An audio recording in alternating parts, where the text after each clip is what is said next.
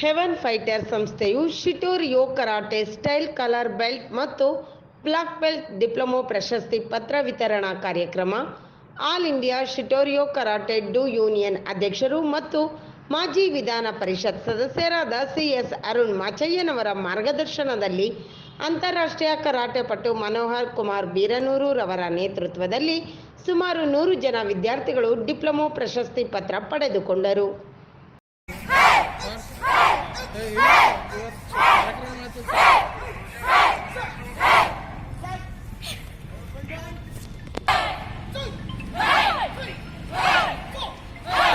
ಕಲಬುರಗಿಯಲ್ಲಿ ಇವತ್ತೊಂದು ನಾವು ಏನು ಮಾಡ್ತಾ ಇದ್ದೀವಿ ಅಂದರೆ ಆ ಹೆಣ್ಣು ಮಕ್ಕಳ ಆತ್ಮರಕ್ಷಣೆಗಾಗಿ ಕರಾಟೆ ಅನ್ನೋ ಒಂದು ಅಭಿಯಾನನ ಇವತ್ತು ಕನ್ನಡ ಭವನದಿಂದ ವಿಧಾನಸೌಧದ ಮುಖಾಂತರ ಇವತ್ತು ತಿಮ್ಮಾಪುರ ಸರ್ಕಲ್ದಲ್ಲಿ ಒಂದು ಕರಾಟೆ ಪ್ರದರ್ಶನ ಮಾಡುವುದರ ಮುಖಾಂತರ ಈ ಕಲಬುರಗಿ ಜನತೆ ಮತ್ತು ರಾಜ್ಯಕ್ಕೆ ನಾವು ಸಂದೇಶನ ಸಾರಿಸ್ಬೇಕಂತ ಇದ್ದೀವಿ. ಏನಂದರೆ ಮಹಿಳೆಯರು ಈಗಾಗಲೇ ರಾಜ್ಯದಲ್ಲಿ ಆಗಿರ್ಬೋದು, ದೇಶದಲ್ಲಿ ಆಗಿರ್ಬೋದು, ಮಹಿಳೆಯರ ಮೇಲೆ ಅತ್ಯಾಚಾರ ಆಗಿರ್ಬೋದು, ದೌರ್ಜನ್ಯ ಆಗಿರ್ಬೋದು, ಇದನ್ನು ತಡೆಗಟ್ಟುವ ನಿಟ್ಟಿನಲ್ಲಿ ಇವತ್ತು ನಾವೆಲ್ಲ ಹೆವನ್ ಫೈಟರ್ ಸಂಸ್ಥೆ ಇವತ್ತು ನಾವು ಮಹಿಳೆಯರ ಆತ್ಮರಕ್ಷಣೆಗೆ ಕರಾಟೆಯನ್ನು ಒಂದು ಜಾಥಾ ಮಾಡುವುದರ ಮುಖಾಂತರ ಜನರಿಗೆ ಸಂದೇಶವನ್ನು ತಿಳಿಸ್ತಾ ಇದ್ದೀವಿ.